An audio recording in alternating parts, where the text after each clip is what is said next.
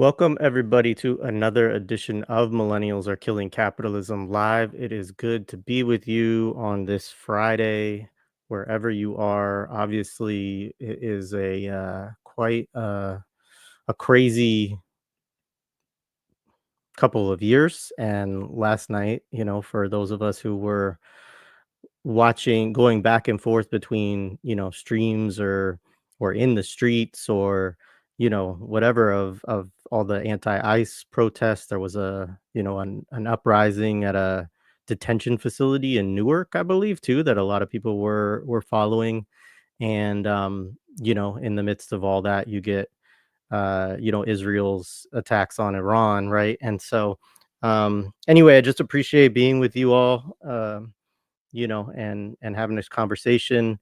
And even though we're in the midst of, well, actually, I would say because we're in the midst of literal war going on all over the world in different forms, what we're going to talk about today, I think, has a specific importance because war is not just weapons, right? It's not just bombs. It's propaganda, right? It's narratives, right? And we see the all kinds of narrative warfare. I mean, the way that Iran has been demonized in the American imagination for decades, right, is a form of intense narrative warfare that comes about in response to the Iranian Revolution back in 1979. And so, just want to start with that. But obviously, we're going to get into kind of a subset of that today, which is lexical warfare, and looking forward to discussing that with Dylan Rodríguez, who's one of my favorite folks to talk about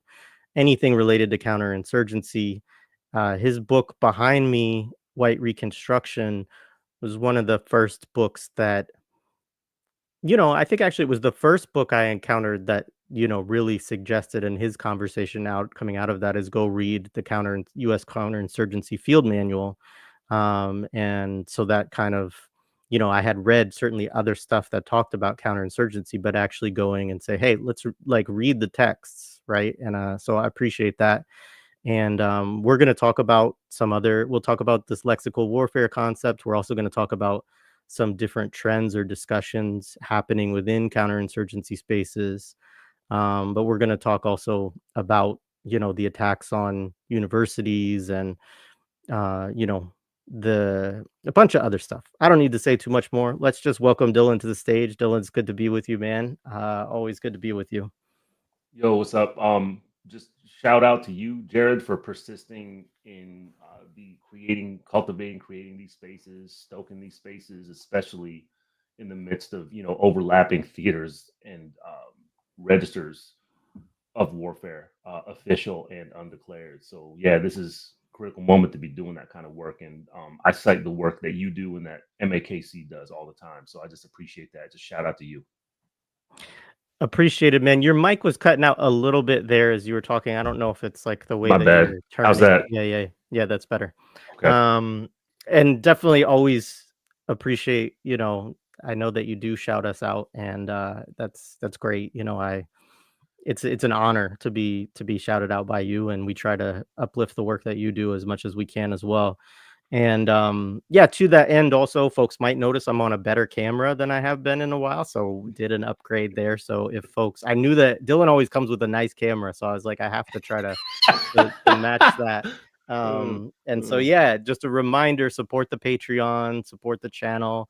Shout out to David Silberg. I saw he became a patron today, and he's always great in the chat. So anyway, just a shameless plug for Tech Advance. And Yo, Jared, I'm gonna call myself out. Am I a Patreon yet?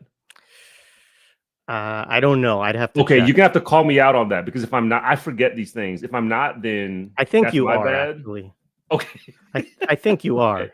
Everybody should be a Patreon. We like, that's the least we can do, is reciprocate the work by backing you up with just modest financial support. Like, so you need to may text not me later. be, Dylan. I'll Okay, let then. you know. See, okay, so I just called myself out. If I'm not, then you text me later when we're done with this conversation. I'll make sure I do that. I promise. I said it. Right on. And yo, and I'll make you whole. I'll make you whole for all the months I haven't been, because one of those things that just escaped me. So like, I'll make you whole. My bad. everybody should do it, and I'm not a hypocrite. I'm gonna live up to that.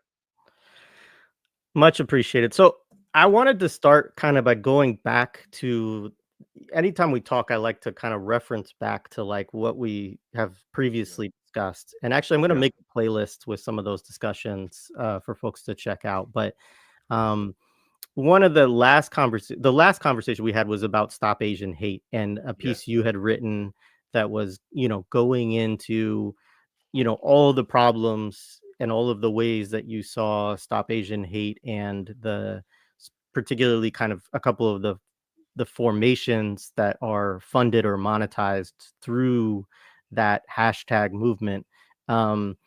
And one, their relationship to the Anti-Defamation League, but also the relationship to law enforcement, the kind of the way that they'll talk about things like non-carceral solutions, but then be on panels with the FBI and create data collection, databases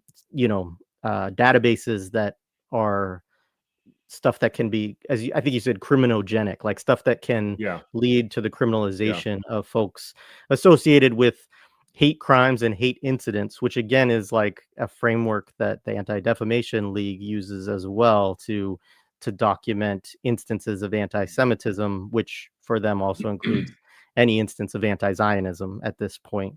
So in talking about all of that, people should check out that conversation if they have not. But at a certain point in it, you walked us through something that had happened over the last few years, which one was kind of the adoption of the IHRA definition of anti-Semitism through, I believe, executive order during the first Trump administration. And then following that, Biden, his education department further kind of formalizing it. Or maybe you could correct me if I'm wrong on any of this, or It's been overlapping. So like the point is that there's an unbroken continuity across White House administrations that has leaked into continuities across state governance and extra state institutional governance forms, right? From universities to nonprofits to philanthropic foundations to local city governments, school boards, etc. Right. So the point you're making is one in which we can kind of take the logical explosion of that, or the logical kind of saturation of that, and just realize that this has become fully normalized as a totality, like as a social and cultural and political and juridical totality. Like there's no outside at this point of the International Holocaust Remembrance Alliance, IHRA, IHRA. There's no outside of their Zionist, anti-Palestine, anti-Zionist definition of anti-Semitism. There's no outside of it. No outside of it, except for all of the people, I think, who would reject this idea as quite ridiculous among the masses. I mean, yeah, I mean, a lot of us do, right? A lot of us reject it. But when I say there's no outside of it, it gets into that topic, this concept of lexical warfare, right? Yeah. Which is that the mistake we make at times, the mistake we make all the time. I'm talking about, I'll even be generous today. I'll include people in like the progressive left liberal spectrum. All right. Like, because that's a lot of my coworkers and colleagues, I think, are kind of there. Some of them are aspirationally radical. Some of them might even call themselves radical, but like in terms of their practical politics and where their limits are, they're kind of at the left end of liberal. But I'm going to be generous and include those folks in what I'm about to say, which is that we often make this mistake of falling back on the idea that our adversaries, our antagonists, and our enemies are weaponizing certain terms and concepts, right? So I've heard this so many times. Not just in the last couple years, but like ever since I became politically alive, right? The idea that the term anti-Semitism has been weaponized by pro-Israel, anti-Palestinian, and Zionist people, forces, and institutions, right? That's the wrong fucking term, right? That's the wrong concept. Like it's way past weaponized. And the term the lexicon of anti-Semitism is way past weaponized, and that's the point. That's what I mean by there's no outside of it. Like, we can reject it, we can attack its premises, we can, you know, do just like basic fact checking about what historical definitions, historical notions of anti-Semitism actually are. Some people will go so far. I mean, former political prisoner Jalil Muntaqim, like, he does this on a regular basis. He'll go back and he'll do this thing where he talks about what a Semite is, right? Who the Semites actually were, and he among many others do that. The point that I would make around all that is that's fine and good, as long as we are not working from the premise that we can somehow disarm this term, because it's not. It's like, it was weaponized a long time ago. What's happened in this relatively recent period is that the term itself has actually become the theater of war. So it's not weaponized for war. Anti-Semitism is the theater of war. That's what I mean. There's no outside of it, right? So even as we argue against it and reject it, we're already in that theater that has been shaped by our adversaries and enemies, by Zionists and pro-Zionists, and Zionist complicit and pro-genocide complicit forces, apparatuses, people. Right on. So continuing on with kind of like what you were talking about in the piece, you were then going to the use of the IHRA definition around allegations of anti-Semitism with and the relationship to the Civil Rights Act. And then, the kind of also what we see is, there's an attack on universities on these grounds, by which I mean mainly students and faculty, but it is waged often from the government to the university, and the universities are usually quite happy to comply, because it also often, I think, there's a Venn diagram of the interests of university administrators and the federal government, and there's a lot of overlap in that space, even if it sometimes looks like they're battling with each other. And so, but one of the interesting things among this too is that it also, and you raised this point as well, is that there's also there's an attack of the attack on DEI, within universities, is also related to this in an interesting way, I think, because on the one hand, there's an attack on DEI because it has not provided like safe spaces for Zionists, I guess, in the same way that I know that it never has for anyone really. but like you see this outrage about who is kind of not spoken, who's excluded from maybe some of the messaging within DEI. I mean, this is a white grievance politic that we see quite often. And I know that you and I have talked about how DEI itself is liberal counterinsurgency. I mean, that's something that you really do lay out, I think, quite well in White Reconstruction.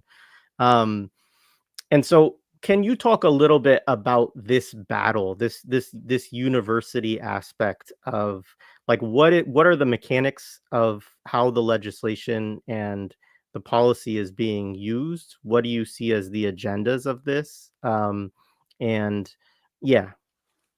I can start doing that. And let me just qualify everything I'm about to say by putting it out there that there is a whole collective of comrades, colleagues, and thinkers who are much more expert than I am on the institutionalizations of the IHRA definition of anti-Semitism, including in public policy, legislation, in universities, other institutions.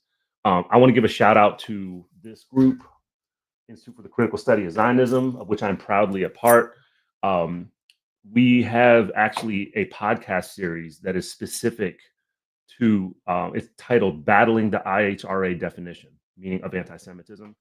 So it's got folks on there like Amaya Gelman, Amira Jarmakani, Jennifer Kelly, Daryl Lee, Lana Tatur, Muhammad Ayash, Harsha Walia, a bunch of people that get into the real depth of these institutionalizations of the IHRA definition. So most of what I learn is through these folks. I'm in that community, so I just want to make sure that people understand that, and you should go there. to that resource over and over again. Like form study groups around that for a few days, and you'll get it. Like these folks really break it down well. So let's begin with just understanding the sweep, the parameters of the state mobilization around this definition, which is around attacking DEI and around investigating universities through the lens of the IHRA definition of anti-Semitism. So these things overlap. They're fairly inseparable at this point. And last reports that have at least been public is that the feds are investigating around 60 universities in the US for violations of so-called civil rights Title VI, right? And it's through, and the investigations, the premise of the investigations is that that universities are suspected of being in violation of violating Title VI by failing to address and quell so-called anti-Semitism on their campuses and or engaging in DEI practices which are illegal, right, or unconstitutional, whatever, however the investigators end up phrasing it. So one of the things I think we need to understand is that we ought not be surprised that this is happening. That's number one. And this is not, I told you so. This is kind of a shared sense of political education for all of us, right? That the Heritage Foundation laid all this shit out 2 years ago. You know, I know that there's like a number of us who were beginning to read this shit and like try to get our minds around Project 2025. That's what I'm referring to, right? The Heritage Foundation since the early 80s has produced these kind of presidential transition books, and they're always like hundreds and hundreds of pages, but it started with the Reagan administration. And this was like the conservative movement's fuck back, right, in the late 1970s. And so they started with the Reagan administration, and what they were doing at that time was fairly dry shit. It was like outlining principles and strategies for policy making and legislation that would guide the incoming conservative presidential administration. I think Project 2025 is next level because it does that, but through its rhetorical approach as well as through its tactical and strategic approach. Project 2025, again, this is something that was written 2 years ago, right? They didn't wait till 2025. They were planning this shit. This is years of planning that went into the publication. It's 800 plus pages. I think it's almost 900 pages, this book. It's a declaration of domestic war, right? In really fairly open terms. So having said that we ought not be surprised. If we are surprised that this shit is happening, or if we didn't expect it, like that is important for us to talk about, right? So again, this is not about I told you so. It's more of like, can we do a collective critical reflection in real fucking time, because it's urgent, about why we didn't anticipate this or why we're surprised, right? Why we're fucking panicking right now, right? Not everybody is, but too many of us are, right? So I'm not doing this as an accusation. I'm just saying like we need to like be generous with each other and to like reflect on that.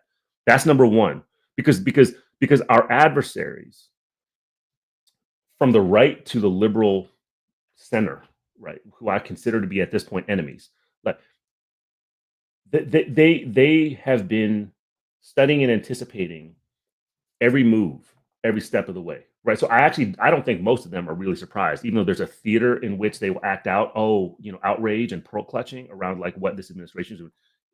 The folks who are actually in those realms of government, like none of them failed to anticipate this shit.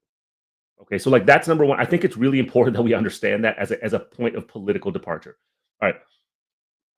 Having said all that, one way I think we can understand what's happening now with the attacks both on universities, not merely on universities, not merely on so-called DEI apparatuses, but really on the kind of liberal apparatuses that compose what passes as U.S. civil society. Okay, so we're talking about K through 12 schools, nonprofit organizations, but particularly like liberal, social justice oriented nonprofit organizations, even like philanthropic apparatuses, right? The attacks are on all those things. This is traceable in a very direct way to what Project 2025 laid out back in 2023, right? This is an overt effort to experiment with the limits of direct state coercion while also testing the limits of the legitimacy of state violence. Okay. This is an active, aggressive experiment in real time. It's a kind of real time litmus test in which the apparatus that is involved, and for that matter, kind of like the populist support for this apparatus is being rallied um, to support not merely the outcomes but the experimentation itself. So this is the particular moment that we're in, right? Like it's sometimes folks get caught up in the juridical limits, right? Is what the government is doing legal or illegal? I mean, this is what Newsom and them, Karen Bass in LA are saying, right? Like, oh, this is unconstitutional. But fine, but that's also besides the point, right? The whole point is to abrogate existing policy and existing jurisprudence, existing constitutional limits. The whole point is to raise questions about whether and how the federal government can overstep posse comitatus, and actually begin to mobilize the National Guard and the Marines for ICE raids and so forth and so on. So, if we understand what's happening as that, right, that this is about an experimentation with the limits of direct state coercion. So when I say state coercion, I'm not just talking about policing here. I'm talking coercion as in the attacks on DEI. That's what I mean in part by the kind of spectrum, the continuum of state coercion, where governance, state power can just come in and basically eliminate and or criminalize and or starve out, right, institutionally destroy and undermine particular selective targeted facets of institutional life, including state apparatuses like public universities, right? That's what I mean by state coercion. The legitimacy of state violence is a finer point in which I think this is, again, readily available to anybody who even reads kind of the executive summary of Project 2025. This shit was coming, right? It was coming all the time. So Project 2025 and what's happening now, this is not merely about what Project 2025, the plan, talks about. What the plan talks about is basically gutting the infrastructure of the state, right? What it essentially announces to any somewhat close reader is that this is also about facilitating an enhancement of authoritarian and classical fascist power as the official modus operandi of the government. Right? It's a fucking experiment, right? So it's about enhancing those things while at the same time, and I'll pause after this, while at the same time selectively eliminating entire sectors of civil society. And I use civil society in quotes because for a lot of targeted populations, there is no civil society. So like, let's take that as a premise. But in the formal sense, this is about attacking and eliminating entire sectors of civil society, including and especially liberal to progressive institutions in the world of nonprofit, non-governmental organizations, unions, university-based research, and various forms of news and social media. So that's where we are at. Like this is a particular stage in domestic war, and like the last point that I'll make for now is that this is a wave of mobilization, right? If and when it recedes into something else, we should expect that too. It is as important that we expect that kind of like receding into something else. It's as important we anticipate that as it was that we should have anticipated this, right? And we can talk about why anticipating that receding into something else is so important in a minute. But like, let me pause there. But I hope that got at some of what you were asking me. Yeah, appreciate it. I mean, I think one thing we should probably do at this point too is just talk about this concept of lexical warfare that you use and talk about how it fits within your understanding of narrative war, propaganda, psychological operations, this realm of counterinsurgency, sometimes called perception management, like That's right. how we understand the world and what you know and understanding that there's like the perception part of it, but there's also the way that something like the IHRA definition can help us see the shift from a shift in language and definition to then policy and law as well. That's right. That's right. So like, to get the thing you just said, right? There's no distinction.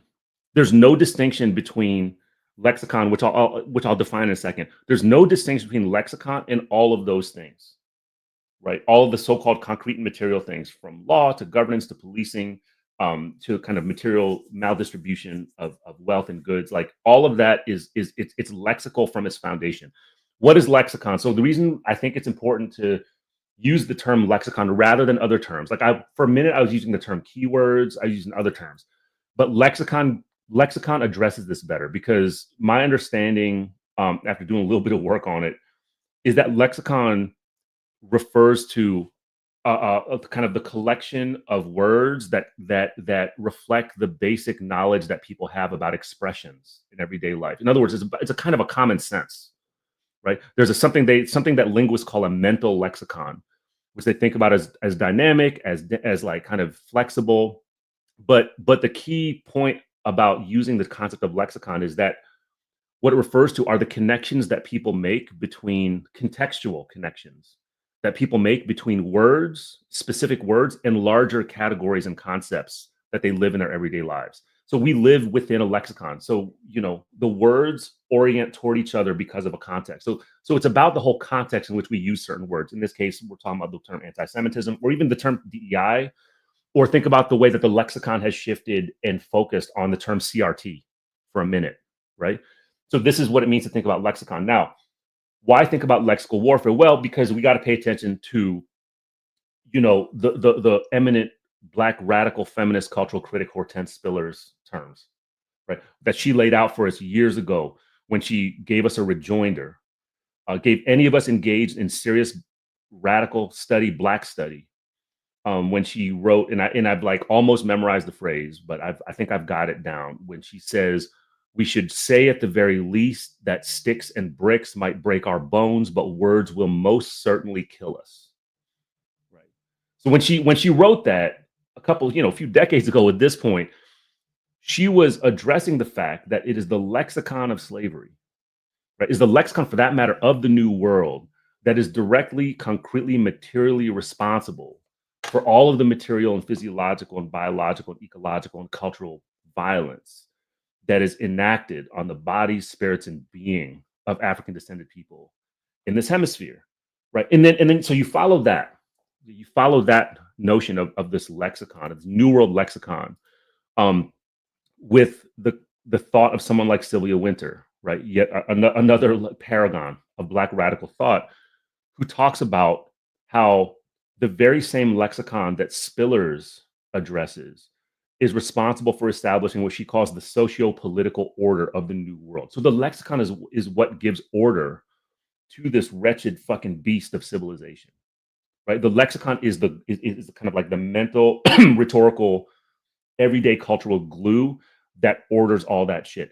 And the point of it is this: symbols, metaphors, concepts actively destroy, humiliate, demoralize, and kill.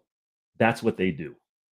Right. I think it's a remnant of kind of classical colonial Western thinking to draw this distinction between abstraction and materiality, right? Between concepts and physical violence. You can't. It's a fucked up distinction, right? The only reason, in some ways, the only reason why all the forms of warfare and violence get enacted that we're talking about, it's only because they are driven by a lexicon, by abstractions, fantasies, aesthetic orders, meanings, and so forth, right? It's only because you have the lexicon of the terrorist. It's only because you have the lexicon of the gang member, et cetera, et cetera, et cetera, that you have warfare. This is what it means to think about lexical warfare, right? In some ways, it's an oxymoron.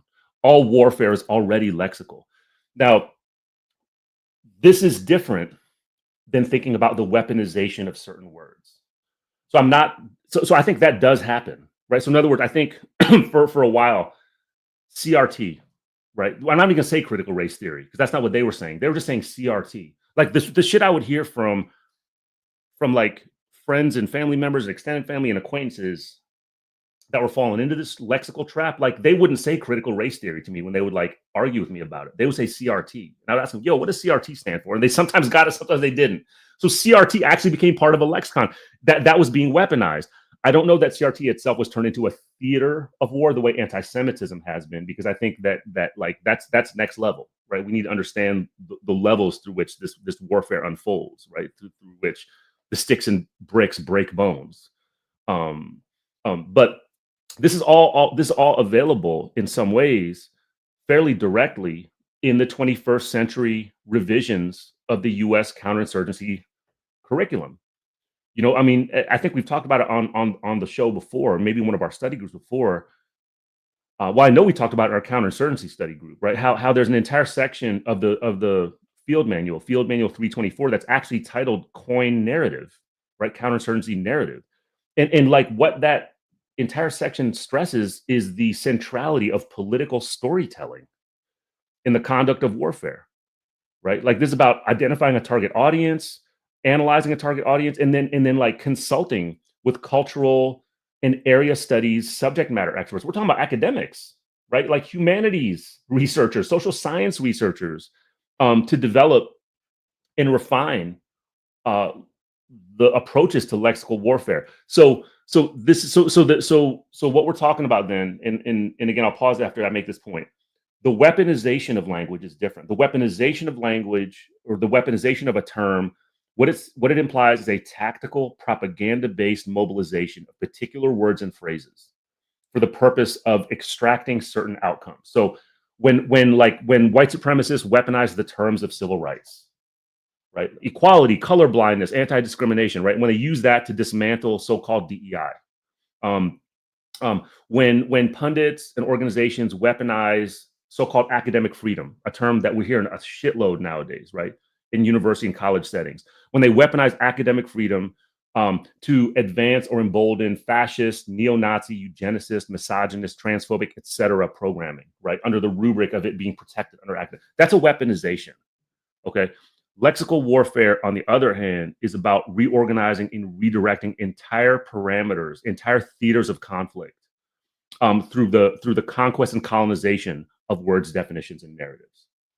So it's a matter of level and intensity. And in the context of lexical warfare, language is no longer just weaponized. The language itself actually forms the conceptual and institutional terrain on which war is waged. So there's a subtle distinction between these things, but a crucial one for us to understand. Anti-Semitism, I would argue, the way that term has been colonized and occupied by a compendium of forces from obviously driven by Zionists, but fully in collaboration with Zionist and genocide sympathizers and apologists, has actually constructed an entire institutional conceptual terrain around just that term. So we wage war within that terrain, right? So that term is no longer just weaponized. So we need to have that distinction. So it's lexical warfare has always been central, right? It's always been central to how this stuff gets kind of waged. It's always been there. Much appreciated. Yeah, actually, as you were talking about the term terrorist, I was thinking about I don't know if people have seen this movie. I'm probably self-snitching that I watch so much bad stuff, but um September 5th, which is about the 1972 Munich Olympics, and I think actually, unsurprisingly, it has some nefarious narrative and propagandistic purposes within it as well, particularly coming out, in this time when there's a genocide going on in Palestine that's being perpetuated by Israelis. But it's about the incident in which, some Israeli Olympians were basically taken hostage, taken prisoner at the Olympics in Munich in 1972. But there's an interesting scene in the movie that I am kind of fascinated by. And I want to say it's Peter Jennings. It's one of these like very, and obviously this is all dramatized. It's not a documentary or anything like that. But they're trying to figure out what to call the Palestinian militants who have taken these Israeli Olympians hostage.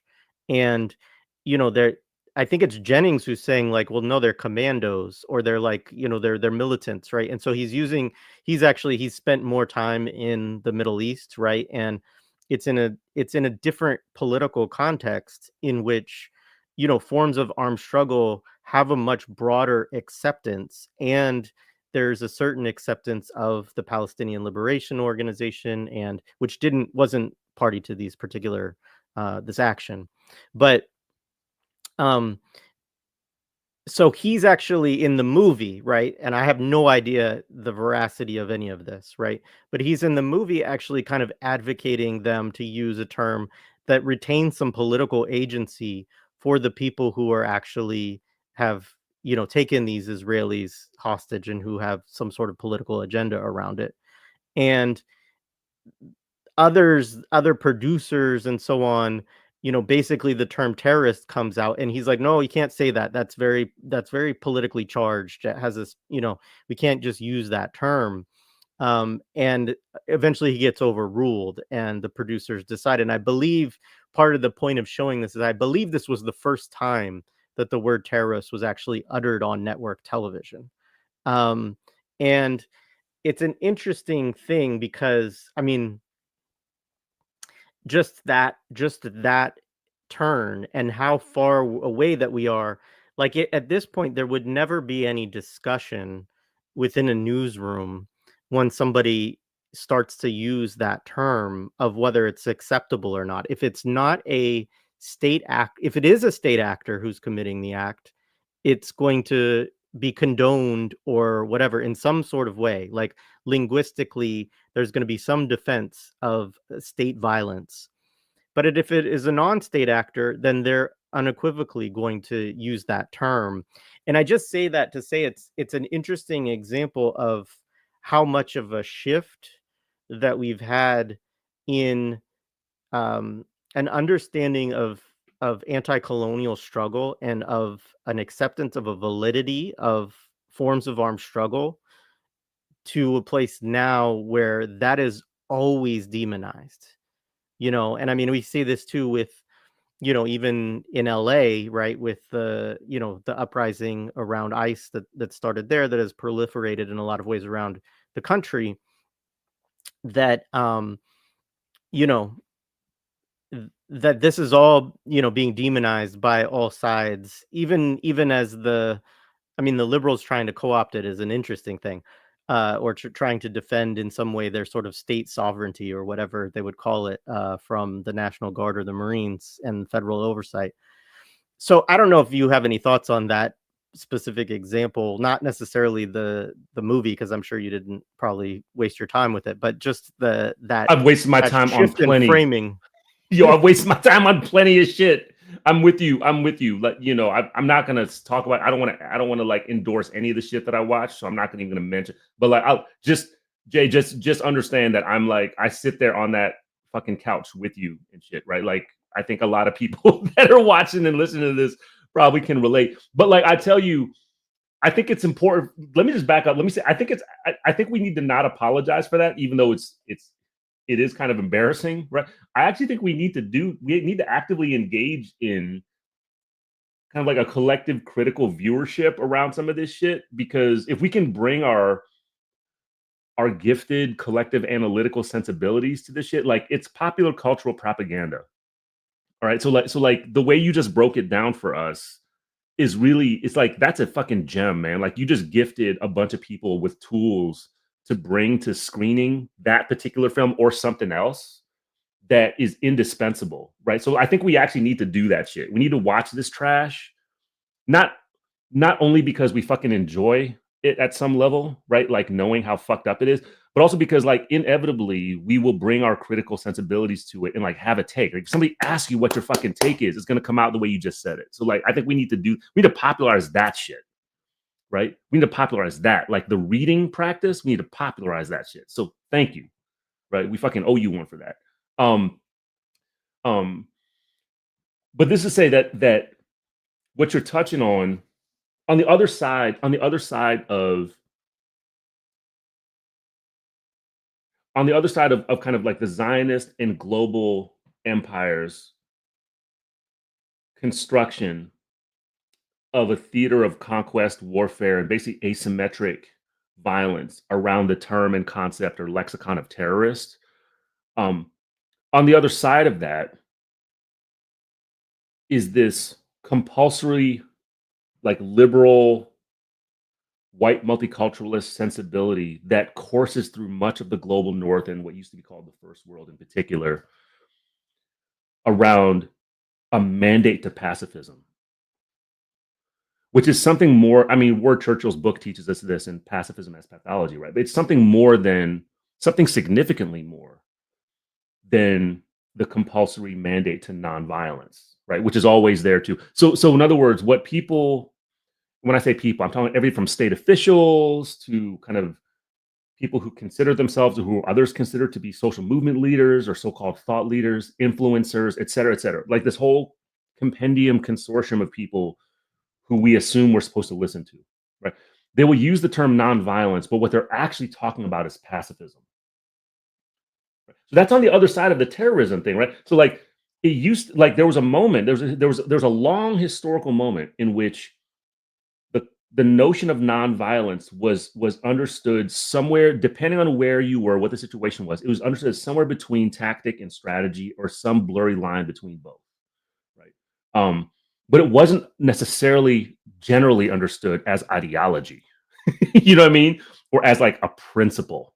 It was like, we're going to do this thing. We're going to approach the struggle with colonialism. We're going to approach the struggle with apartheid this way, using tactics and or strategies of nonviolence, because we've, you know, in our analysis of the situation, we think that it will yield these potential results, maybe create more room to other stuff.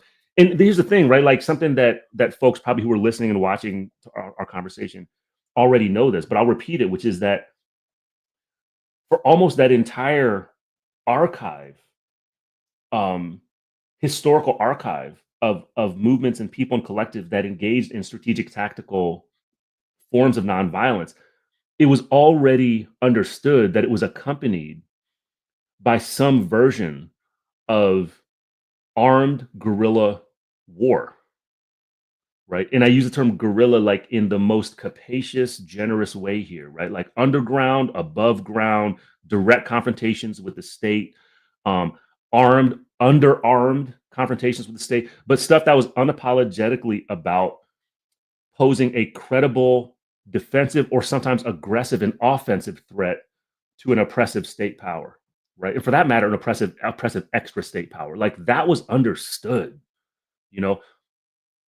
Now, in this period that I think probably for most of my lifetime, you know, you know, I think that the conflation has been between nonviolence and pacifism, right? Pacifism as a way of life, as a political, but of course it's selective, as you just put it, right? Pacifism is supposed to be the way you enact, you know, so-called progressive social change or so-called social justice. Like it's pacifism. Honestly, I wish people would just name it that way. At least be honest. Like be honest, be precise. Call what you were doing pacifist. Because you know I can respect that, and then I can also like know what my grounding is with you and your organization, like right off the bat, right? So I think we need to name that. I think it's on the other hand, I also think it's dangerous not to, you know, because we get caught up in wasting our time in bullshit arguments around tactic and strategies and nonviolence, and what we're actually talking to are like people and tendencies that have an ideological, if not a spiritual, adherence to pacifism.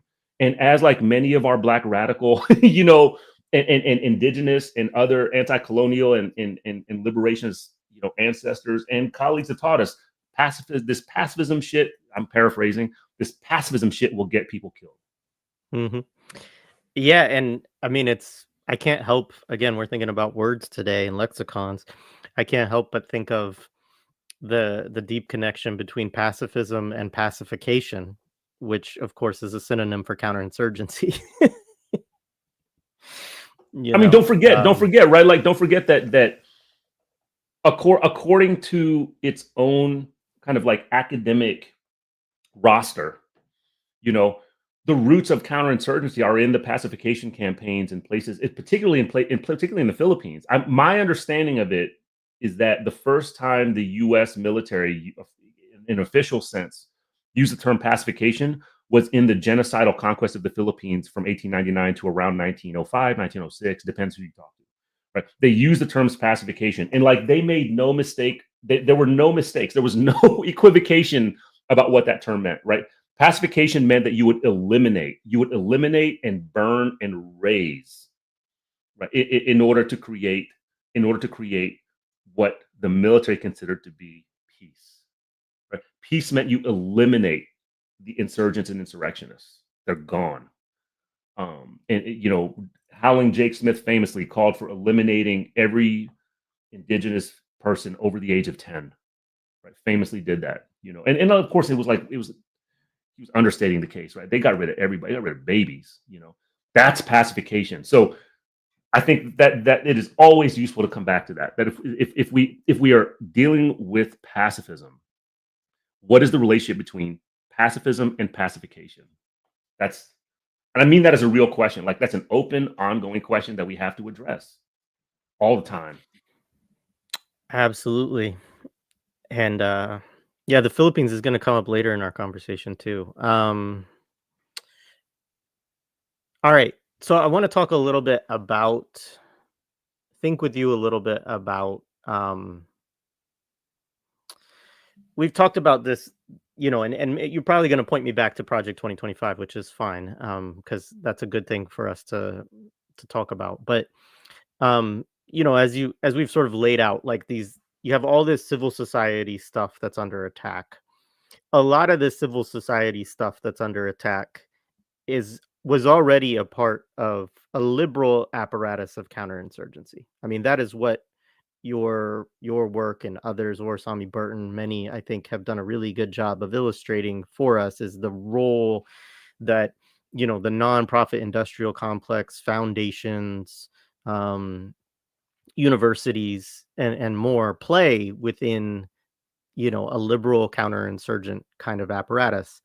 If we think about that globally, we could think about something like USAID, which of course is heavily cited within the counterinsurgency field manual as something that they need to help them with counterinsurgency operations, to put a humanitarian, it needs that humanitarian element in order to get buy-in from the populations that they are trying to draw away from the insurgencies in their understanding of this, right? Ford Foundation, right? Yeah, the Ford Foundation's global portfolio. Yeah, it's all there. Yeah. So one of the things that I am curious about, and I've been trying to talk to people if they have thoughts or answers around this, is if the right is looking to gut a lot of what I would consider the soft power arms of both domestic and international counterinsurgency, then what is their strategy to be able to be effective in pacifying other populations? I mean, obviously there's the hard power element of it. The propaganda and the lexical war, I think, stays, because I think it's, that's how, if you're fighting a war, you're always doing propaganda to talk about why you're fighting the war. I mean, we listen to right wingers all the time right now talking about why they are sending in the military into Los Angeles and so on, right? Just as a quick example, or all of the justifications of why it was okay for, Israel to, unilaterally attack Iran, last night. You get these narratives that come out, and so there's always that narrative warfare element. But I'm interested also in this assault on, these NGOs, these nonprofits, these because I think ultimately those have served the ruling class fairly well. So I'm always a little bit confused about the posture towards them. Okay, so like this is the thing. I think, to go back to the first part of your question, right? Like I think you're giving them too much credit, Jay. Right? I don't know that what's happening right here in this real time moment. I don't know that this is guided by what I think in a previous conversation what you called a theory of governance, right? I don't know that that's what this is in the coherent sense of a theory. That's what I mean. That's why when I fuck with you and say you're giving too much credit, that's what I mean. I think you're like, I actually don't think it's necessarily a correctly called a theory of governance. I think the dangerousness of what's happening is that it's actually, I think it's better understood as pre-theoretical. It's a fucking hypothesis. These people are like, these apparatuses and actors and planners and administrators and cops, they are working from a speculation, a set of speculations that fucking shift and contradict all the time, constantly. It's hypothesis, but they're actually like doing it, right? Because we can hypothesize, you and I can hypothesize, like all of us here can hypothesize all day. It doesn't mean we actually get to do that thing. That is the difference. They're actually acting out the hypothesis. That's why this shit is so wild, right? And that's why it's fucking confusing, right? And I actually think that in most ways is part of what is hardwired into certain advanced stages of fascism, authoritarianism, you know, coloniality and anti-blackness. It's like when they're in certain stages of advancement in their violence and in their willingness to kind of test the limits of tolerance and legitimacy around that violence, including of supporters and of target populations. Like, how much is the target population going to tolerate or absorb this violence to the point where where they may or may not actually engage in something like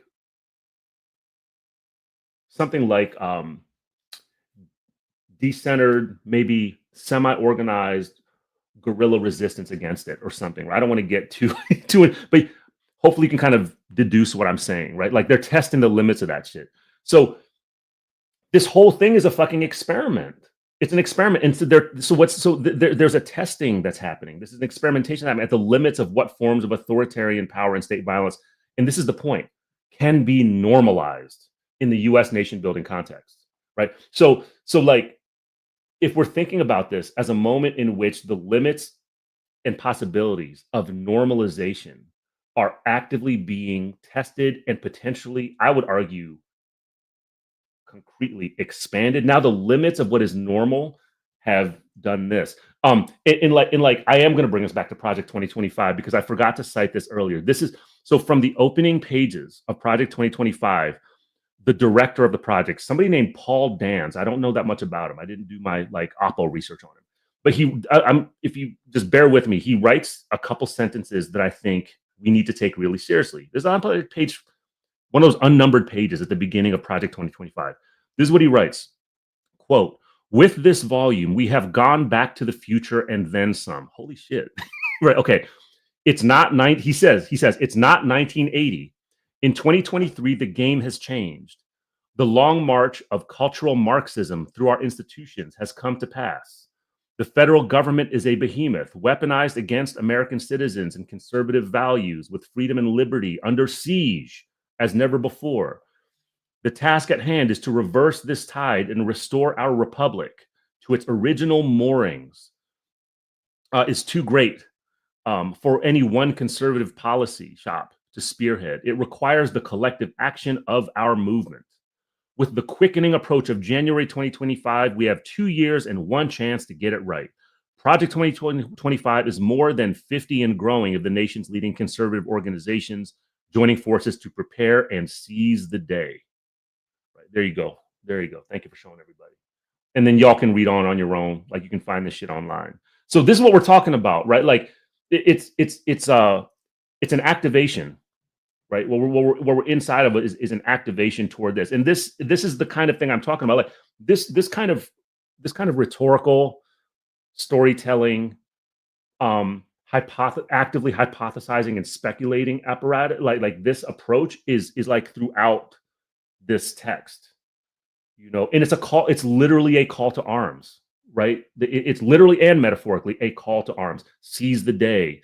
The game has changed. You know, etc. Right? Like the collective action of our movement. I mean, this is everybody. This is Proud Boys. You know what I'm saying? This is militias and like the mainstream of the Republican Party, for that matter. You know, significant elements, if not the mainstream of the Democratic Party, and we could go on and on and on. Right? University presidents, administrators. Like this is what we're talking about. On that note, I think I want to talk a little bit about abundance. So in July, I'm gonna do a more of a deep dive into this because I think it actually warrants quite a bit of investigation as well.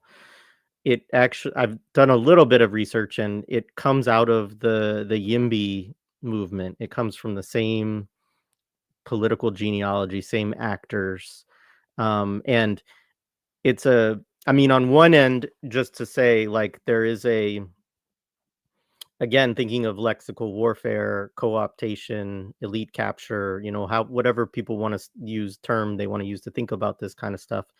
Abundance is a term that has a longer genealogy within the left, among Black feminists, among socialists, and so on. I've always had a little bit of an issue with it, just a kind of definitional issue, because I come from a more Marxist kind of socialistic tradition myself. And, I do believe in the idea of, to each individual according to their needs and from each according to their ability, right?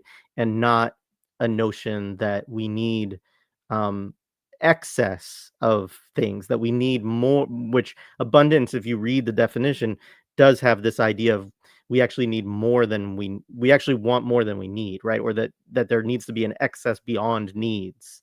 And I think that there's a kind of imperialistic, capitalistic, you know current there in terms of overproducing, which I think is a problem that is endemic to capitalism.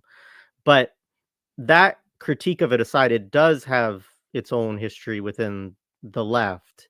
But what I see now is not a history. There's this current new iteration, which is connected to this thing called the abundance network, and you're seeing come out of the mouths of Democratic politicians. I'm going to play a quick clip, real quick for folks, from actually a Zionist politician who recently called out a comrade of mine, Lara Shihai. Um, let's see, but I'm giving him airtime only to Shout out Laura. Shout out to Stephen Lara. Shihai. Yeah. All right. So I'm a strong proponent of the abundance movement. And for me, abundance is the best framework for reimagining what it means to govern progressively, to govern as a democratic party. If the Republican Party is going to be the party of less government, then we as Democrats should not be the party of more government. We should be the party of better, cheaper, and faster government, right? A government that builds, a government that works. And, progress is measured not only by more spending, but by more supply. Like, for me, what matters is not only whether there's more or less housing spending, but whether there's more or less housing supply. Like, are we pursuing policies that expand the supply of housing, or are we contracting it? Are we making housing more abundant and affordable, or are we making it more scarce and unaffordable? And it's often the case that in blue cities and blue states, we're pursuing policies that actually contract the supply of fundamental public goods that we need and want. So that's one quick clip. And then I'm just going to pull up a little bit from their website, because I think this is also part of what we need to look at real quick.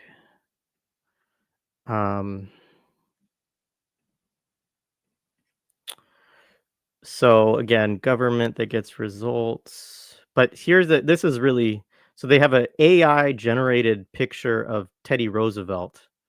The government is us. We are the government, you and I. And like, they self-consciously, this is their tenets: supply side liberalism, state capacity, outcomes as the North Star, enlightenment values. And let's see, it talks about the organizations they launched: the California YIMBY movement, Mega Fire Action, Kids Save San Francisco. Talks about some campaigns. Let's see if I can find, there's somewhere in here also, maybe it's in the values, they talk about again, I can't find it right now, but they talk about also that they basically want to revive Teddy Roosevelt style progressivism in a slightly more inclusive form. It's like, I think they say a more inclusive form. And I mean, one, I thought that that was fascinating because, I mean, I'm glad that they said the word inclusive about a guy who was, genocide heir, who, again, go back to, the Philippines, that was, his presidency that a lot of that history took part in.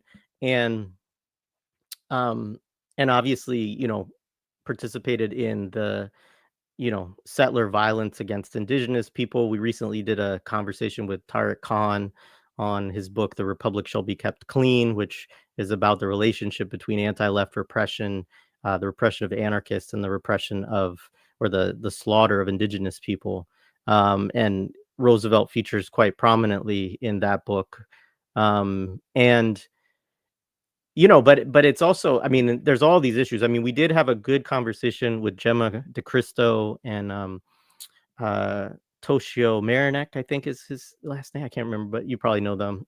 But we had a good conversation with them about the YIMBY movement about a year ago, and we're gonna do another thing on this abundance piece, but it's uh, part of what I'm talking about, because this is now, you see Richie Torres talking about it. We see it coming. Ezra Klein from the New York Times started to promote it in the New York Times. And so this is a direction that the Democratic Party is considering for its rebrand in, the next election cycle. I think it's fair to say. And but it also, I think, is an example of what you're talking about in terms of the way that words and ideas are, you know, are taken and the meanings that are put into them. So anyways, I don't know if you had thoughts on this whole thing. You're muted. Yeah, there you go. Oh, I still can't hear you. Let's see. Yeah, yeah.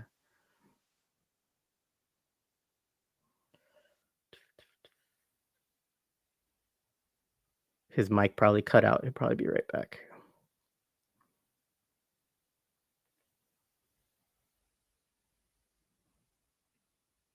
Yep, absolutely. Colombia and Panama, Spanish-American War.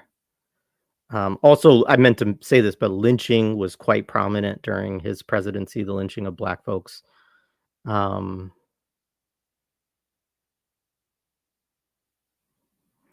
yeah, I want to say too, I don't, I haven't spent enough time digging into the Black feminist literature around abundance, and I'm not sure that I would have a disagreement with them. I just don't love the term abundance in and of itself, right? Um, Fuck the Enlightenment. Yeah. I mean, anytime somebody said Enlightenment values supply side liberalism, for those folks who were in the Samir Amin study group too, I mean, the focus on the idea that, what is needed is to increase the supply, right? I mean, this is a Samir, I mean, definitely like drives home that, that's just bullshit, basically. Um, yeah, absolutely. That was, I imagine that was when when Richie Torres was on the screen. Uh,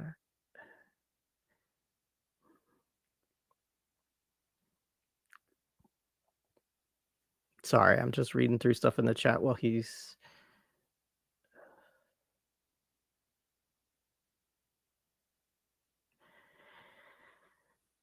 Yeah, I mean, that's fine. I mean, some of it could be an agree to disagree, thing. Um, but I think as far as the abundance movement, for sure, I mean, it's YIMBY logic. So if people are on board with the Yes in My Backyard movement, then that we're gonna disagree. But you know, so anyway, hang on. Let's see, Dylan's looks like. Hey man, are you there?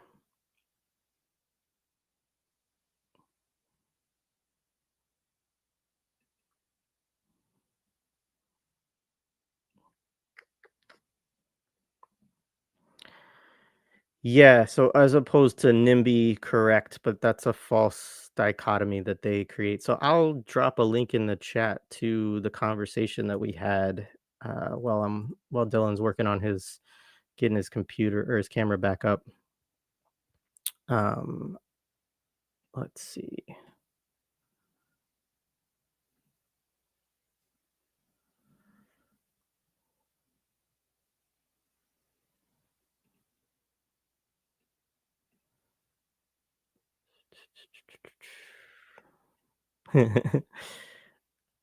We're trying, we're trying.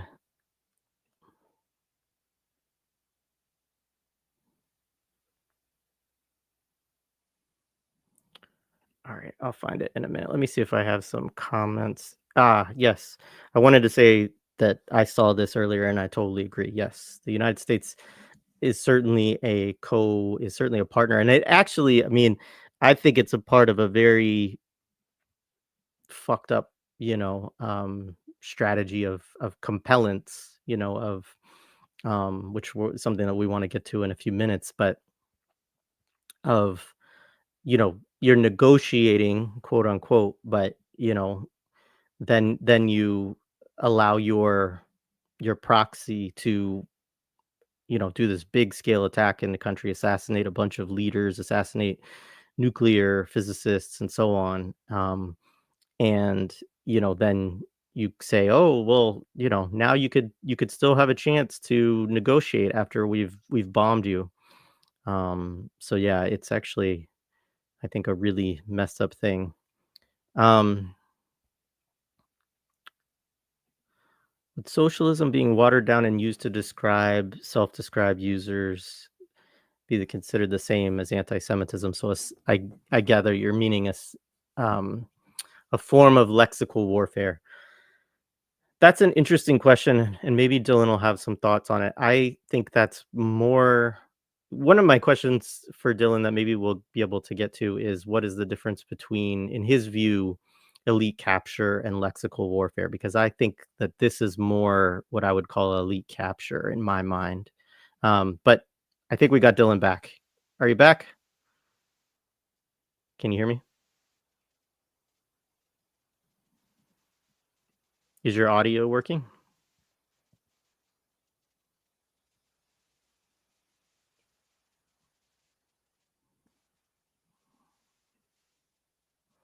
I still can't hear you.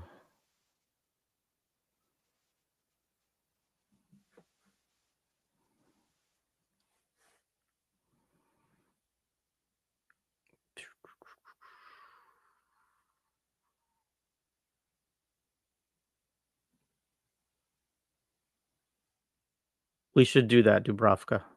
That would be great. Dubravka said it would be really great to think through what would be engagement with spatial dynamics beyond the binary of NIMBY YIMBY political emancipation, especially after spatial fix is so tied to spatial literacy. Let's talk about that. It may be the feds. It is that is a possibility. All right.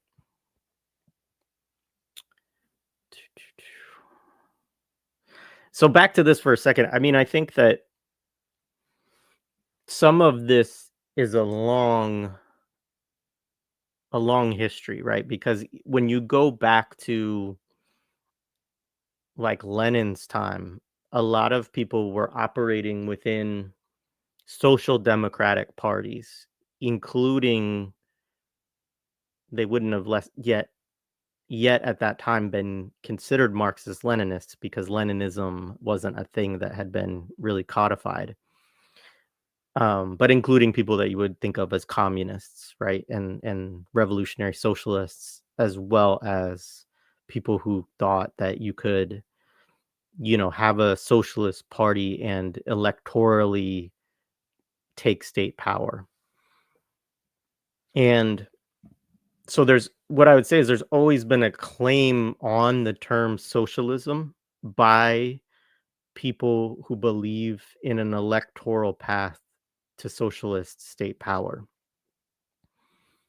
And I think that, the current iteration of socialism by social democrats, you know, for instance, Bernie Sanders referring to himself as a democratic socialist or whatever,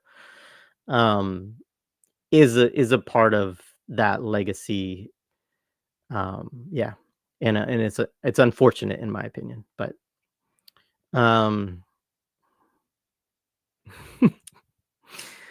this made me smile. Now folks have missed more minutes of him talking because we've been working to get this up. Are you there? Yeah, you hear me okay? Yeah, it's good, man. Okay, sorry about that. No, it's all right. Thank you for sticking with it and figuring it out. All right, so where were we at? We were at abundance. Yeah, thoughts on abundance? So, okay, this was what I was trying to spit out before everything failed on my end. Can we just call this bullshit and move on? Like on the real, like you broke it down in such a caring, rigorous way, and I was listening to you as I was figuring out my computer shit. But like, I'm convinced that part of the purpose of this kind of seizing of abundance by Democratic Party actors is to preoccupy earnest radical people with what I would call unworthy adversaries.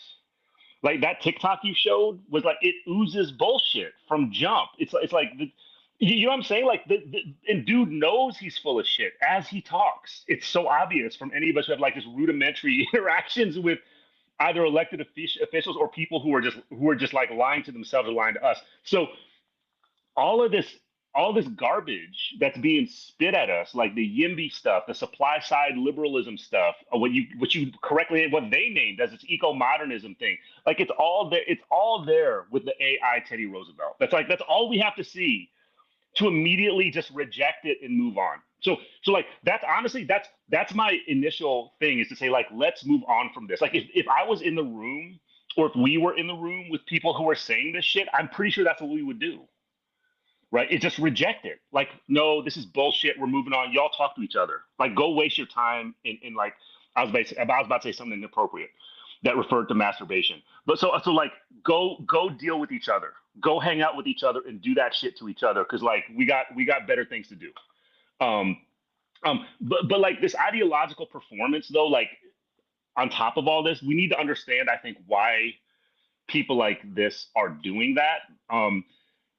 There's a scramble. There's an ideological and performative, kind of scramble at the level of political theater to try to restore the legitimacy of the Democratic Party.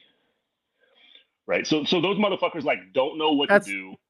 I mean, that's what my this concern, by the way, Dylan, is not. Yeah. I agree we should dismiss it and whatever, but I also know that in the next year when there's midterm elections, and then in 3 years when we have, well, we'll be less than that because they'll start the ads way early, that we will be inundated with psychological warfare connected to this concept of abundance and why the Democratic Party is the solution, and that abundance is the solution that they have found that is a response. Like, I believe that there's that kind of motion behind this thing from what I'm seeing. Now, I could be wrong. They could have a different messaging by then. Maybe they're trying out different things. Jay, they're testing it out.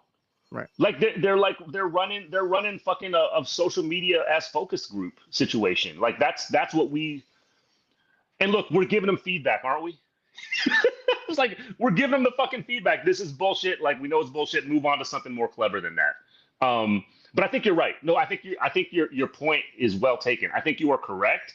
Like what that's what, and I think we're kind of saying two versions or two angles of the same thing, which is like the Democratic Party is trying to figure out, how to fucking rebuild some ideological traction, because frankly it has none. And for that matter, by the way, there were elements of the Republican Party that were trying to do the same, right, for a period of time until there was essentially like, and folks in that political science field can break this down better than any of us can, probably just because they're inside of it and they accept its legitimacy, so they take it more seriously than I do. But there were entire swaths of the Republican Party that were trying to vindicate some kind of classical notion of republicanism, like U.S. republicanism, that shit's basically gone, right? That's like the Mitt Romney type shit. Like, that stuff's gone. So what you actually have is a relatively official authoritarian orthodox fascist party formation. And what it's done is it's like kind of almost seemingly instantaneously obsoleted the advanced multiculturalist neoliberal Obama-inspired version of 21st century U.S. fascism that George Jackson was anticipating 50 years ago, right? But this is the other part that echoes back what you were saying, the fear that you articulating, which I think is correct, a fear which I share, which is that because we are inhabiting this particular moment in which I'm on signal threads in which we are communicating to each other what the most recent like Reddit alert was about where ICE is. Like, are they near campus? Are they down? They're going to fucking H Mart and like Zion Market because they know that brown people, many of whom are undocumented, are the workers in those places. They're not necessarily going for like the Korean American, and Asian immigrant populations, although they're also doing that. They're going for the workers who are by and large like undocumented brown Latino folks, right? So that's the period we're in. The danger, which echoes your point, is that a lot of the people that we might be in political community with are in many ways going to be aspirational about returning to advanced neoliberal multiculturalist fascism. Like that will be the victory. I mean, that's what Kamala Harris was, right? Like that's what that signified. That's what that candidacy signified. So, but like at a much broader scale than a presidential election, right? Like what we're talking about is a desire to restore DEI programs, right? To rescue and restore them, to like defend and potentially restore liberal, progressive, humanitarian and social justice mission statement oriented nonprofits and NGOs. Like this will be the vacillation. And the fear I have more than anything else is how much energy that will siphon off from communities and organizations, and not just organizations, like ordinary collectives of people who are otherwise like right now doing much more interesting and creative and urgent shit. Right, like whether it's people who are in like autonomous, semi above ground, semi underground rapid response networks, which many of us are, right, trying to figure out how the fuck to protect people, like where to literally hide people from ICE and shit like that, to the folks who I want to give a shout out to throughout Southern California who are actively disabling ICE vehicles when they find them in the fucking hotel parking lots, right, disabling those vehicles, and who then communicate to the auto distress workers, tow truck drivers and so forth, who come to the parking lots because the fucking feds call them and say, oh, our tires got slashed, who then like get in conversation and refuse to do the repairs and fucking truck out of there. You know what I'm saying? Like some of them truck out of there because they don't want to get busted by ICE as they fix their fucking tires, because ICE will do that shit. So I'm saying like that kind of activity is happening right now, as it always does. Like those forms of, anti-state activity are happening. And this is like stuff which is both within and beyond a kind of political spectrum of whatever you want to name as radicalism. This is just insurrection, right? This is insurrection. This is apologetic insurrection. That's why I'm saying it's just anti-state, but it's anti-state not from the side of reactionary, like let's restore apartheid and colonialism and like restore chattel. It's coming from the other position, which is like at a rudimentary sense is like defending the ability to exist, right? A collective ability to exist. So that's the period that we are in. Like, I think this is a beautiful moment in that way, right? Alongside the state terror and the suffering and the vulnerability, it's a beautiful moment in that way. And I have to say, I've lived in Southern California going on 25 years, like 24, 25 years. I don't know that I've seen things shake out like this. With quite as much intensity. Maybe once or twice. I've seen things go down like this. But like there's an insurrectory spirit. Which has nothing to do with rights-based organizations or the progressive nonprofits trying to defend their funding, like all of which I will fucking participate in that shit. You know what I'm saying? Like I'll hand out the Know Your Rights cards while also telling people you need to not rely on that shit. Right? Like we need to have actual active practices of what others would call sanctuary. Like we need to actually figure that shit out at the same time that we realize that we need to think about defense of civil, constitutional, whatever rights as like one very limited and threatened, tool of defense that may or may not work in a courtroom, right? May or may not work in that police car, in that jail, or at the site of detention. So that's what I'm concerned about, is this beautiful moment of shared insurrectory collaboration in insurrectory community being siphoned off into a re-legitimation of advanced multiculturalist fascism. Like that's what I'm fucking worried about, because inevitably the kind of spiraling, the vacillation, the Project 2025 stuff is also, I think, quite self-aware about the fact that if it's going to work within, this kind of reactionary authoritarian experimentation, like experiments end, right? And then you kind of like see what happened.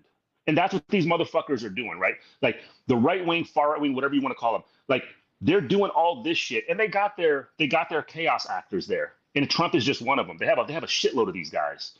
And I say guys on purpose. They have a shitload of these guys like in these places doing this.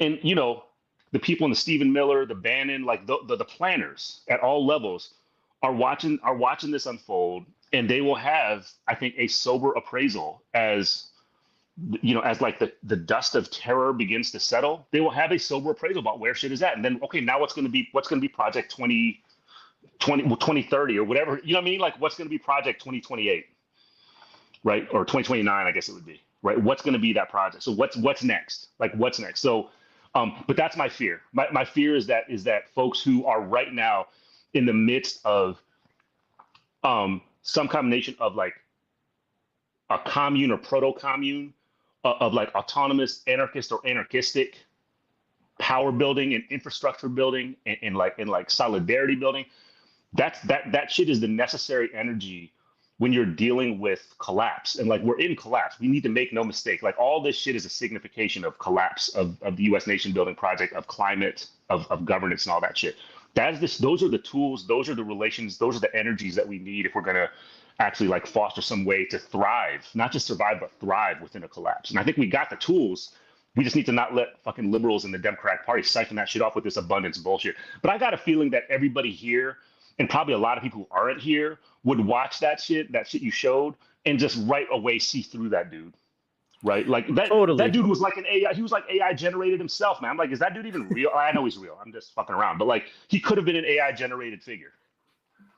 Totally. Yeah. I mean, I agree. I think it's just sort of like also giving people the tools then, or having conversations that give the people the tools that can see that it's bullshit, to also be able to spread the articulation within their own communities of why it's bullshit and why people shouldn't be sucked into it. When people do start to pull back, or when, I mean, that the way that elections are pushed in this society as the totality of political activity, right? And the way that becomes a constant drone, and it may be more intense because I'm in a so-called swing state, and so I think we get targeted with it to even a greater degree than people like in California do, where it's like they know that the Dems are going to win. But like I almost lost my mind in the last election cycle. I mean, quite genuinely, it was just because it was so intense from all angles. And like and from somebody who was not going to vote for either of the major party candidates, but it just was like, it was amazing. All right. Since I gave you a project for this, I made you watch a really bad YouTube video. I'm glad though. It was bad, but I'm glad you made me watch it. Jay gave me an assignment, everybody. I did my homework. Yeah, so we watched, so I'll just share with people. I'm not gonna make anybody watch any of this right now because it's just boring for one thing. But so there's this book that's called Bullets Not Ballots. I think the book is also called Success in Counterinsurgency Warfare, but that's what the YouTube video is called. But so this is the author, her name is Jacqueline Hazelton, I've referenced her a couple of times on the pod in the past, like when I've had conversations with Orasami Burton or other discussions of counterinsurgency. And the reason that I'm interested in this stuff, right, is because she wrote a book that is a critique of a lot of the counterinsurgency, basically of the methodology that produced the counterinsurgency field manual, right? So that would be what she calls the good governance approach, which is, again, in a counterinsurgency situation. So in that particular book was written thinking most prominently about Iraq and Afghanistan. That the good governance approach says you provide aid, you provide reforms to meet the needs of the population and demands, you increase support for the government, you try to weaken the support of the insurgency, and you attack the insurgency directly to break the capability of fight, and that produces success. What she argues in her book is that actually doesn't produce success, and that she postulates a different theory that she calls the compellence theory. And these bullet points are not adequate to how brutal it is described in the book. But she says you accommodate rival elites for information, cooperation, and military power, which, by the way, is something that is also described in the good governance approach. You use brute force to control civilians to cut the flow of resources to insurgents, right? And so this is a big piece of it. I mean, it reminds me a lot when she talks about this of Gaza. But of just that you have to not only attack the insurgents, but you have to attack the population, and you have to make sure that you are controlling and cutting the flow of any resources that could go to the population that could then go to the insurgents, right? And then a use of additional assets to attack insurgency directly to break its capability and will to fight, which is interesting. She switches from just capability fight to also will to fight. So there's a lot more to it. People can check it out if they want to watch a bad PowerPoint presentation on counterinsurgency. But I think what has interested me in reading some of her work is that I think she's right about certain things and probably wrong about some others. And I thought maybe we could talk a little bit about what we think that, she kind of gets correct in terms of the, sorry, my internet, I think is a little bit weak right now. Hopefully it'll hold on for us. But, what she gets correct and what she gets wrong, like the areas where she kind of self snitches on, on what counterinsurgency is really about, and the things that she maybe misapprehends, in your opinion. Yeah, first of all, I can't believe that they have fellowships for this. I can't believe people get like fucking, fellowships to do this. I mean, much of what she does. So I'll say this to folks who are listening and watching us. If you want like a quick 10-minute overview of kind of existing 21st century counterinsurgency curriculum, like it's rough in places. She offers that. I'll also say to folks out there who are trying to like sharpen their skills or develop their skills in doing presentations like this, like don't do what she did where you fucking put a bunch of text on a slide and just read it. Like we didn't need her. She could have just given us the slides. So like just don't do that shit. That's just fucking side advice. But having listened to this shit, and fuck you, Jay, for making me watch it, but thank you, Jay, for making me watch it. So Hazelton is correct, of course, in identifying the general ineffectiveness, or what she calls the failure of so-called good governance and reform approaches to counterinsurgency, right? Like we see this over and over again. What she misses, that you and I and others have talked about at length, I think, what Hazelton misses is the fact that the shift in U.S. military counterinsurgency curriculum to emphasize so-called hearts and minds and good governance over brute military force is aspirational. It's an aspirational pronouncement as much as it is a strategic agenda, right? And it also misses the fact that throughout Field Manual 324, as much as it places emphasis on governance, reform, and hearts and minds, it never once does it dispose of brute military force, occupation, and potential elimination of insurgents as a first option. It never does that. It underemphasizes it in terms of word count, in terms of, in terms of thematic emphasis. Yes, it does that.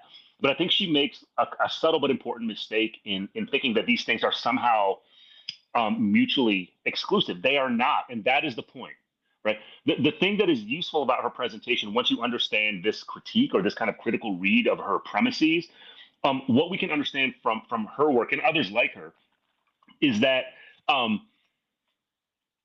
this period of official counterinsurgency approaches has multiplied the strategy rather than cohered them, right? And that's what she is speaking to. She is speaking to a kind of a re-legitimation, in a sense, right? A re-vindication of brutal, frontal, nasty ass, messy war of elimination of what we earlier in this conversation called pacification. She is revivifying that. She's bringing it back into like academic legitimacy.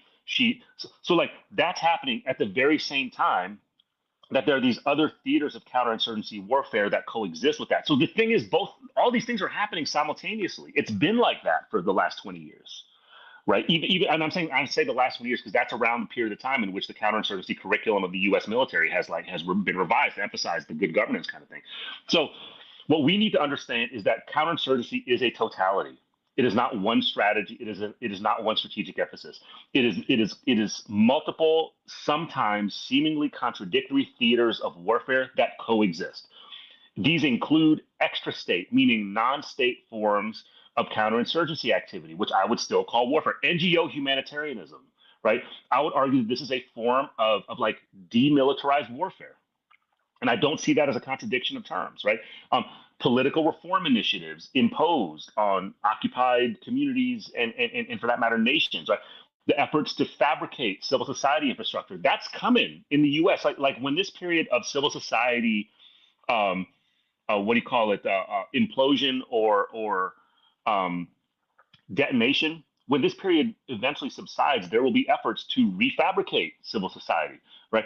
All these ideological campaigns for basically pro-racial capitalist liberal democracy. And I'm not just referring to the TikTok we just watched about abundance. I mean, this is part of like the global counterinsurgency imperative. All that shit coexists with ground occupation. It coexists with drone strikes. It coexists with broad-based military action against civilian geographies that are supposed sites of insurgency. It coexists. She names it in this presentation. She names collective punishment as a necessary and effective facet of successful counterinsurgency campaigns.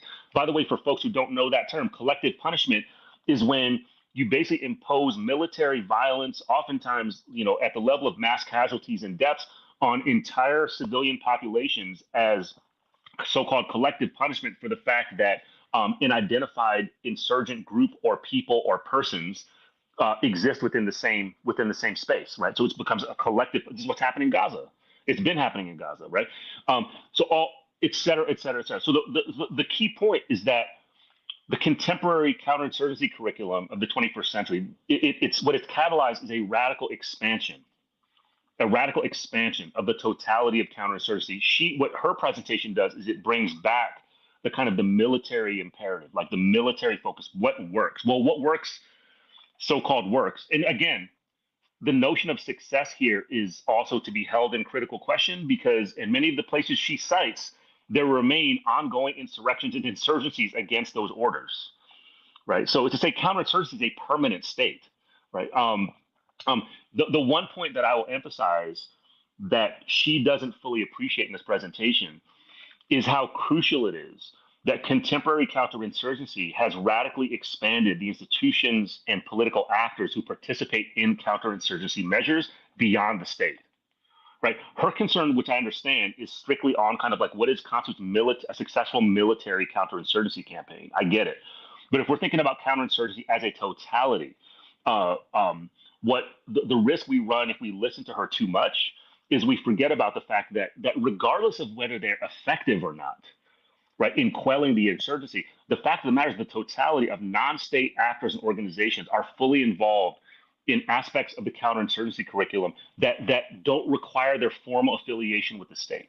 They're conducting their activities under the ideological umbrellas of social justice, of humanitarianism, etc. And much of what they are working for are the principles of counterinsurgency, meaning things like legitimating liberal democracy, revindicating the possibilities of abundance coming from neoliberal racial capitalism, et cetera, et cetera, et cetera. Yeah. No, I think it's a really good point, and I think that I have to be generous, even though I don't need to be towards her book. I have not read the whole thing, but one of the things that I would say is that there also seems to be not an apprehension, and I think you probably referenced this, but I think it's important. I just want to say a couple things about it. That that there are target audiences for narratives, and they spell that out, right? And they're very clear that part of way I see it, right, is counterinsurgency, especially when you think about the manual, right, is like, how do we manufacture consent also among our population for these types of activities, right? And so this full spectrum psychological warfare propaganda campaign, I mean, and we think about this in the context of the Iraq War, right, which of course was a totally absurd, based on false premises, et cetera, et cetera, et cetera, right? A unilateral attack on another state, 10,000 miles across the globe or whatever. Like, and the, and there was so much work, obviously, that the Bush administration did manufacturing consent for it. But also, there was all of this liberal and mainstream manufacture of consent. And this, as we've talked about before, I mean, the Atlantic Monthly, right? The introduction that you bring up of, them talking about it in glowing terms of their own participation in the summit where this thing was, workshopped and so on. And I just think that that's an important aspect too of understanding, not just counterinsurgency as a totality, which is definitely, but just also just war more broadly, and the relationship within empire that the United States, I mean, right now the United States is participating in manufacturing consent for action that supposedly Israel took, that they're saying we didn't actually do it. But we're not going to disagree with the fact that despite, whatever international laws have been breached by this attack on another state, that, there's still all of this work being done to manufacture consent for the attack itself. And so I just think that's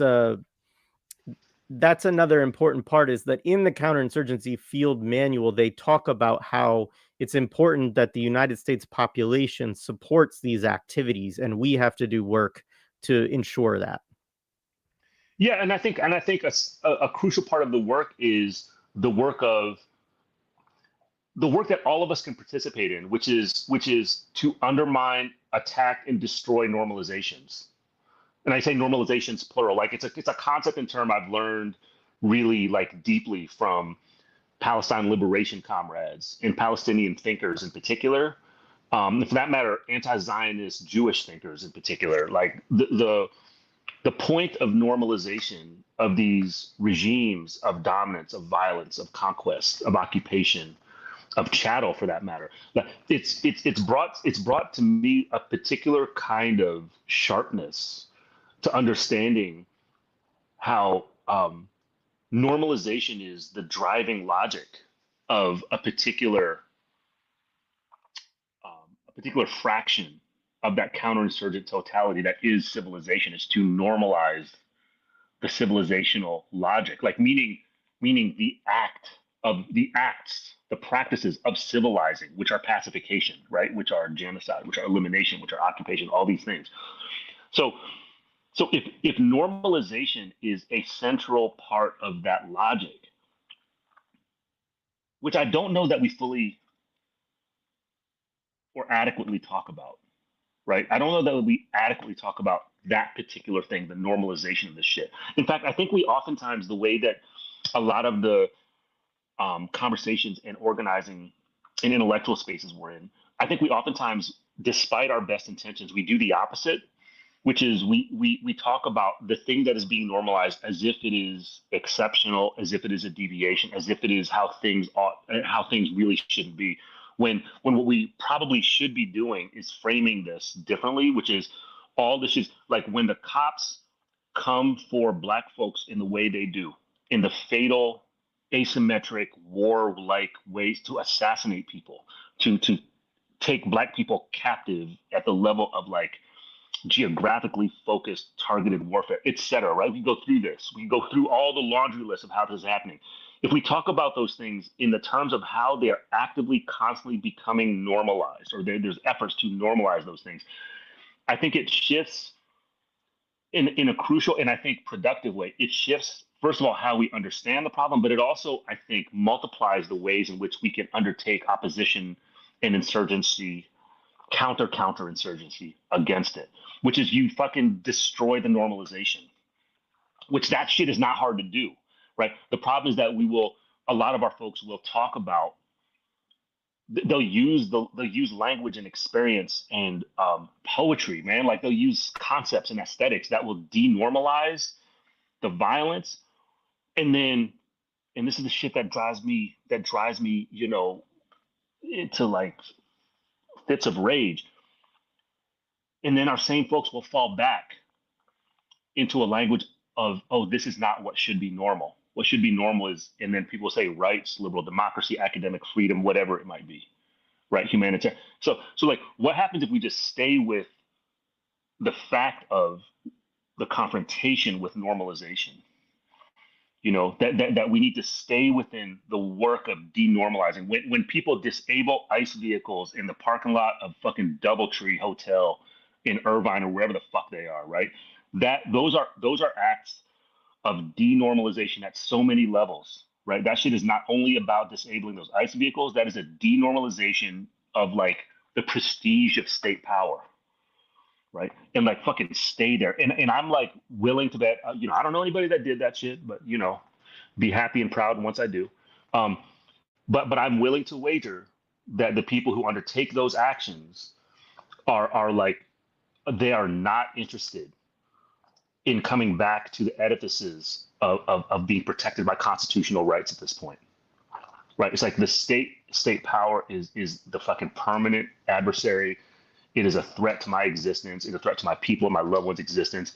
And like at the bare minimum, I need to disrupt that shit, right? I need to stop. I have to denormalize this thing. So I think, building on what you said, I think like this is part of what we need to understand at the level of our own collective strategic theorizations, learning from Palestine liberation struggles and anti-Zionist struggles, right? The normalization of Zionism is a whole other fucking thing, right? All the way down the line. So this is part of what we need to understand collectively. Much appreciated. I want to actually pick up on that point to see if you had anything else to say on civilization. I mean, it's a discourse that is so prominent right now, particularly within the right, but not solely there. But this whole, I mean, you hear it out of the mouth of Benjamin Netanyahu frequently. You see it among people who, Bernard Henri Levy, the like French philosopher, like all of these folks that part of their, I mean, I think Netanyahu had, this is a paraphrase, but he had a comment the other day that was something along the lines of, if we should fail, which we won't, that this will be a huge setback to civilization, and many people will have their world will be worse for many people. And I mean, it was like, there's such a stark dividing line around the civilization, the way people who invoke Western civilizational discourse understand the project of Zionism and the defense of the state of Israel, and also the ability of the state of Israel to also transgress all of these these so-called norms and values, that it because it's like basically part of the formulation becomes that in order to transgress, or in order to defend Western civilization, we have to allow Israel to do whatever that it wants, and there's that's a through line, right? Like I think this is historically how the civilizational project, the Western civilizational project, has kind of always operated, when it thought about what it defined as enemies to itself. But I just am curious if you have thoughts on why this is being invoked so much right now. Like what is going on? They're being honest. Yeah. Like that's a real response. I'm not being casual about that. I think Netanyahu is the fucking devil, and he's an honest motherfucking devil, right? Like these motherfuckers, they are actually being honest. They're saying this is a civilizing project, and everything he is saying is coming from the vast reservoir that fucking starts with the doctrine of fucking discovery, people. Right, like he is talking from the archive. Like this motherfucker is a zombie from the period of fucking the 16th century. Like that's where he is speaking from, which in many ways is where Zionism comes from, right? If you go and you read Theodore Herzl's his short fucking political pronouncement about the Zionist project, like it's coming from that period. So there's like a brutal colonial, eviscerating honesty to what these folks are saying in pronouncing that this is like a question of civilization. Now, having said that, the planners, architects, administrators, and soldiers of the civilizational project, when they make those pronouncements, it's oftentimes because the project itself is under threat of collapse, because it is confronting forms of militant insurgency, resistance, insurrection, and disarticulation that it cannot quell, and also sometimes that it doesn't actually, it can't understand, right? And we've talked about this before, like this is the point of the counterinsurgency curriculum, is to like try to narrate an understanding of shit of insurgency that it actually does not understand, right?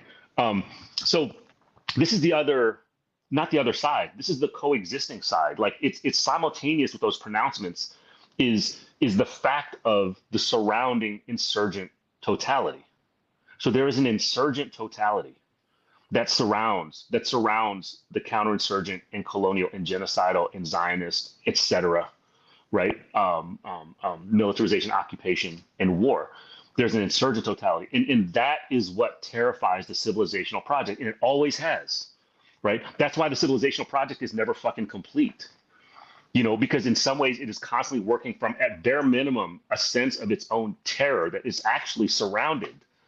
And it's also always already infiltrated, right? Because that's the nature of civilizational processes, right? It's like it creates its own geographies of the spook who sat by the door. Like that's what it does by necessity, because of its fucking ambitiousness and its sweep and its arrogance, right? But I will also say, on top of the surrounding insurgent totality, what it also indicates is the real possibility. The real possibility that there's sites in which it is actually collapsing, right? This is again part of the long history of the civilizational project, right? Is that there's always indications of varying degrees of intensity, of varying scales, that it is collapsing. So I actually think that this moment is one in which we need to appraise how it is that around, beneath, and beyond the terror that is being enacted by various state formations, and for that matter, various extra state, non-state formations, there are indications of a collapse, right? I think that is crucial. And by the way, the reason I say that with special urgency and emphasis here is that our adversaries and enemies, I think, oftentimes indicate that they understand that better than us, right? And they're actively preparing for collapse in ways that indicate that they're trying to be serious about it. I don't know that they can survive their own collapse because of the ways they understand the world and the ways the civilizational project can't coexist with anything else, right? I think like all the different proliferated and people that I'm calling part of this insurgent totality, like I think like most of our folks, I think we actually can. I think we can actually. I think we actually need the. I think we will actually fucking live better. We will exist in the collapse in ways that fucking we can't even anticipate because it's like it'll be it'll coerce us into a liberated imagination in ways that we can't grasp right now, right? So this is my point is that I think it's entirely possible that we're in a historical period in which civilization is kind of like meeting its own meeting its own limits. It's meeting its own obsolescence in a certain kind of way. And the obsolescence is not natural. It's not inevitable. It's like self-created by the civilizational project. That's what Stop Cop City is. You know what I'm saying? You look at the Stop Cop City project, like that is a project that is already made to destroy itself. You know, like fucking this moment of Israeli fucking dominance and evisceration of Palestinian existence. Like it is made to destroy itself, right? It's indications of the imminence and possibilities of obsolescence and collapse. So I think that's the thing we need to keep in mind because we are already part of like a long historical and long global insurgent totality, and like we're not by ourselves. Like this is the point. Much appreciated. I know you have to get out of here in a minute. There's a good question here from the audience, which is akin to something I was going to ask you, which is on the opposite pole. So this is back to lexical warfare for a minute. What would Black radicalism do to push the terms and boundaries of how we engage with lexicons of the world we want to build? And I think that's, something you and I had talked about offline was that like on the left, on the anti-colonial stuff, like whatever, like we don't engage with lexical warfare adequately or understand it appropriately or something along those lines. First of all, shout out to Sith Lord Prince for the badass name, avatar name. Thank you for that. That just made me smile today. So I will say that in my view, like as a long time like student and somebody directly engaged in like various streams of of what Cedric Robinson famously calls a Black radical tradition, I think that my favorite Black radical like practitioners, thinkers, artists, etc., have a deeper understanding of lexical warfare than they themselves probably even realize, right? So I'm thinking, shout out to Dylan Rodríguez, right? Bronx-based artist and just general organizer, teacher, and badass, right? Like when I read her shit or look at her art, or I finally had the chance to sit with her for a minute in New York a few months ago. Like this is somebody, Shalene is somebody who understands lexical warfare at the level of aesthetics and at the level of kind of like verbal and spoken and written lexicon, right? When I think, you know what, I'm gonna tell you, I'm gonna go this way. I'm gonna go to a quote that I told myself I was gonna read here, right? Because I think it puts like a nice provocation and catalyst to punctuate our conversation and to like push us into other kinds of things. Ashanti Alston. I think Ashanti Alston, who former political prisoner, former Black Panther Party, former Black Liberation Army, etc. Like love him. I still have a picture of him with my son when he was little on the door of my pantry in the kitchen. I just love Ashanti. I've like had the chance to meet up with him a few times in my life, but like I just feel this intimacy with him and a love for him that's, I think, has everything to do with his embrace of a Black anarchist tradition. But he said this thing in 2011 in Portland that has stuck with me ever since I first read it. And this is what he said. This is from an address titled "The Panthers, the Black Liberation Army, and the Struggle to Free All Political Prisoners and Prisoners of War," and it's published by the Institute of Anarchist Studies in Portland, Oregon. So this is Ashanti. He says, "To be free, you have to be a little crazy." Harriet Tubman, back and forth. How many times? She got to be a little crazy. Nat Turner, little crazy. All those movements that got to face the viciousness of white supremacy, you got to be a little crazy. You ain't going to be free otherwise by doing things so careful and so convenient. You want to be free. It's the same thing if you want to learn something. You got to be a little daring with the material you pick up and read because it may change your whole life. So that's what I'm talking. That's what I'm talking. I want to follow that tradition. I want to be a student of that tradition. I want to be a partner and comrade of that tradition. And when I say tradition, I mean it in the most open, capacious, queer, anarchist way of tradition, right? Not a closed tradition, but like a capacious, provoking, catalyzing tradition, an insurrectionist tradition. So I think about things that way, and I think this is the period we are in. Like we're having an opportunity collectively to work with what Ashanti names in his loving way, which is like I think is actually in a deep way, like a kind of a crip liberationist, crip abolitionist way, what he calls crazy, like is where more people need to be, right? If Harriet Tubman and Nat Turner are crazy, that is the crazy to aspire to be part of, to be in kinship with, um, and that's where we're at. Like that's how that is what confounds the counterinsurgency machine is the crazy, right? The insurrectionists, like the other ways of being in the world that like refuse the premises of the civilizational context. Like that's the shit that counterinsurgency cannot deal with, right? Like that's why Hazelton is correct when she says they actually have to fucking eliminate you, right? They have to eliminate you, right? And the thing is, they cannot adequately do that, right? They can martyr entire swaths of the population. And where has Palestinian liberation militancy gone? It's only upscaled, it's only increased, it's only globalized, it's only spread. You know what I'm saying? So this is what we're talking about, right? So like when we engage with lexical warfare, with the counterinsurgent totality, we need to understand that what is actually invincible is the insurgent totality that precedes, accompanies, and fucking terrorizes civilization. I want to be that kind of terrorist. Right on, man. Much appreciated. Thank you for this. I know it's 2 and you have to run, but this has been great, and we'll do it again sooner than it took us to get this one together. Yo, I love you, Jay. Yeah, and I'm love gonna you too, do man. the Patreon. I'm doing the Patreon right the fuck now. Everybody do the Patreon if you can afford it. I'm getting on right now. On. Do the Patreon right now. Right on. Appreciate you. I'm gonna give a plug for a couple of things. Is there anything you want to shout out before you get out of here? You know what? In a few minutes, I'm joining AAPI Women Lead for a survival, like basically a survival seminar. Look them up.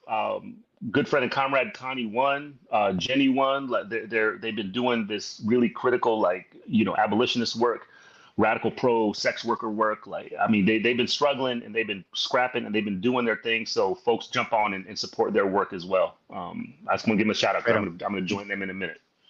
Right on. Yeah. And all right. Well, thanks, man. I'm gonna let you get out of there. I'll tell people where they can find that too. But have a good one. Peace. All right.